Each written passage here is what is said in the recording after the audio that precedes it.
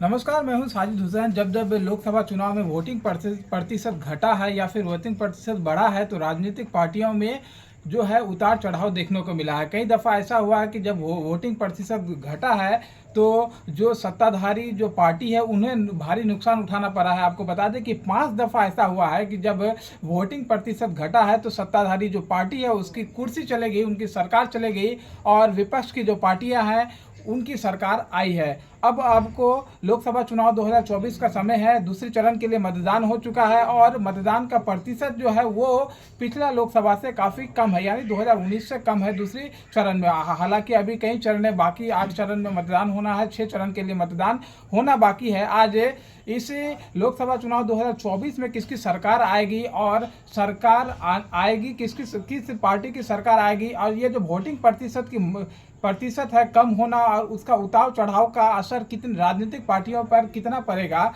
जैसे एक स्लोगन भी दिया गया था कि लोकसभा 2024 के लिए बीजेपी के द्वारा जो स्लोगन दिया गया कि अब की बार 400 पार, तो अब हम उस बात को लेके आपको मतलब बताएंगे कि क्या 400 पार होगा या फिर विपक्ष की करारी हार होगा या फिर मोदी को कि जो ये स्लोगन है 400 पार नहीं होके उसकी सत्ता भी जा सकती है। तो वीडियो में आप हमारे साथ बने रहें, आपको एक एक करके बताएंगे कि 5 साल का स्टेटिक्स क्या कहता है। 5 साल में जो हर 5 साल में जो वोट होता है, वोटिंग प्रतिशत घटा है या बढ़ा है तो इसका परिणाम जो है सरकार को किस तरह चुकाना पड़ा है। क्या सरकार जो है, जो सत्ताधारी सरकार है उसकी कुर्सी चले गई या फिर वोटिंग प्रतिशत जो है उसके आधार पर किसकी सरकार कब कब बनी है।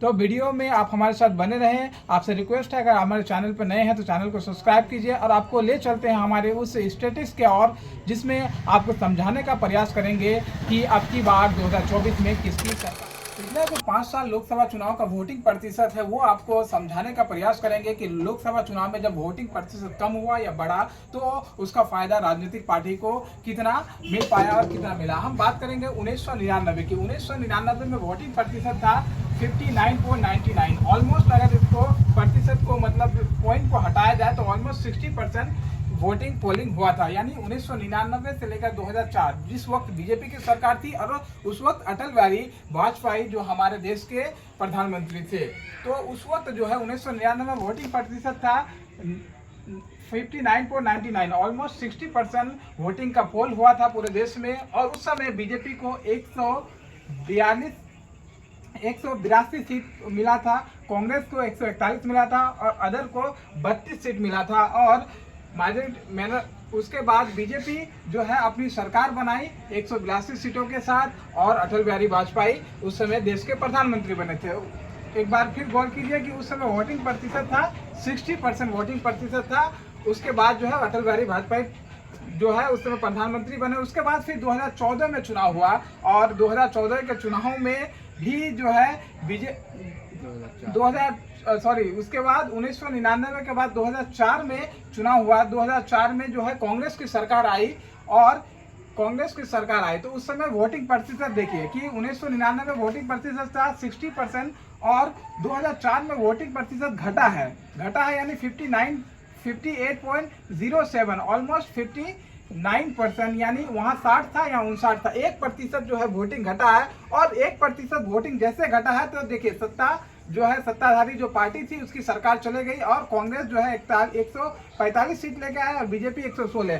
और वोटिंग प्रतिशत जैसे घटा तो कुर्सी पर कांग्रेस आकर बैठ गई, यानी वोटिंग प्रतिशत घटा और यहाँ क्या हुआ कि बीजेपी की सरकार जो थी, सत्ताधारी जो पार्टी थी वो चले गए और विपक्ष जो है कुर्सी पे आके बैठ गई। अब बात करते हैं कि 2009 की। 2004 के बाद 2009 में आम चुनाव हुआ। 2009 में वोटिंग प्रतिशत था 58.21, ऑलमोस्ट 59%, यानी जितना पहले था, यानी 2004 में जितना वोटिंग प्रतिशत था अगर पॉइंट में देखें तो कुछ कम है, वहाँ 0.7 था, यहाँ 0.21 है। यानी उस वक्त भी जब वोटिंग प्रतिशत 59 रहा उस समय कांग्रेस की सरकार थी, वोटिंग प्रतिशत फिर 59 रहा 2009 में, तो भी कांग्रेस की सरकार आई। उस समय सीट देखिए तो कांग्रेस की गठबंधन चल रहा था, यूपीए की सरकार उस समय आई थी, यूपीए गठबंधन को मिला था 206 सीट और उस समय बीजेपी को मिला था 116 सीट और बीजेपी विपक्ष में था।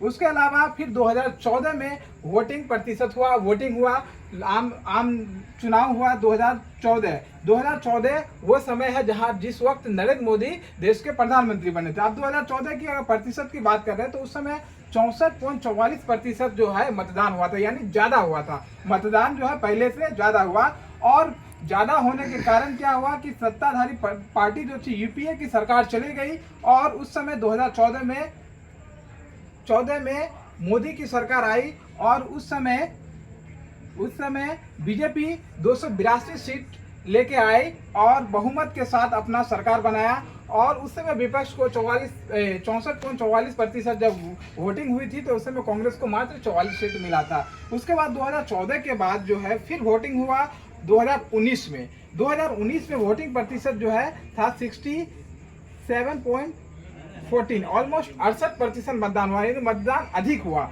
और फिर बीजेपी की सरकार आई और उस समय 282 से ये सीट बढ़कर 303 चला गई और कांग्रेस 52 सीटों पर जाके समट गया। और 2019 से लेकर 2024 तक बीजेपी की सरकार रही। 5 साल के बाद फिर 2024 में चुनाव होना है, दूसरे चरण के लिए चुनाव हो चुकी है। तो ये जो आंकड़ा है, इस आंकड़ा से अब ये अनुमान लगाया जा सकता है कि जिस वक्त भी है वोटिंग प्रतिशत जो कम हुई है तो उससे जो है सत्ताधारी जो पार्टी है उनकी सरकार चली गई, और वोटिंग प्रतिशत जब अधिक हुआ है उसके बाद जो है उससे में बीजेपी को फायदा मिला है। लेकिन अब 2024 में दूसरे चरण में लोकसभा चुनाव हो चुका है। वोटिंग प्रतिशत जो है काफी अल्प है। हालांकि पूर्ण वोटिंग प्रतिशत का अनुमान या फिर पूर्ण वोटिंग प्रतिशत तभी आंकड़ा आ सकता है जब जो 8वें चरण के लिए चुनाव बाकी है, मतगणना चुनाव बाकी है, उसके बाद अब अनुमान, उसके बाद ही ये बात क्लियर हो पाएगा कि 2024 में वोटिंग की प्रतिशत कितना है। लेकिन अब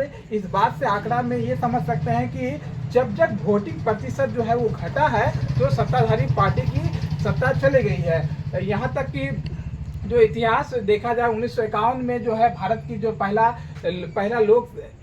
आम चुनाव हुआ था, तब से यानी पांच दफा की अगर हम बात करें तो 4 दफा ऐसा हुआ है कि जब वोटिंग प्रतिशत घटा है तो सत्ताधारी पार्टी जो है उसकी सरकार चली गई है, और एक दफा ऐसा हुआ है कि सत्ताधारी पार्टी जो है वो सरकार में बनी रही है। तो इन वोटिंग प्रतिशत के अनुमान से एक बात और भी समझ सकते हैं कि जगह 59.99 यानी 60 के ऑलमोस्ट में है तो बीजेपी की सरकार रही है। 60 से जब कम है तो उस समय कांग्रेस की सरकार रही है। 2014 की बात कर रहे हैं, फिर अगर 2014 से पहले 2009 की बात कर रहे हैं, उस समय भी 58.21 ऑलमोस्ट 59 है, कांग्रेस की सरकार रही है। अब देखो उसके बाद जो है 2014 में वोटिंग प्रतिशत बढ़ा तो बीजेपी की सरकार आई। तो वोटिंग प्रतिशत यहाँ से भी ये समझा जा सकता है कि जब वोटिंग प्रतिशत बढ़ती है तो बीजेपी को इसका फायदा मिलता है। लेकिन इस बार जो है कहीं ना कहीं वोटिंग प्रतिशत घट रहा है तो इसका नुकसान भी बीजेपी को हो सकता है। लेकिन ये किस पार्टी की सरकार बनेगी ये तो चुनावी नतीजे के बाद ही पता चलेगा, और 4 जून को चुनावी नतीजे के बाद सरकार ये तय कर 4 जून को चुनावी नतीजे के बाद ये बात स्पष्ट हो जाएगा कि इस बार भारत की गद्दी पर, भारत की प्रधानमंत्री के उस सीट पर कौन बैठेगा।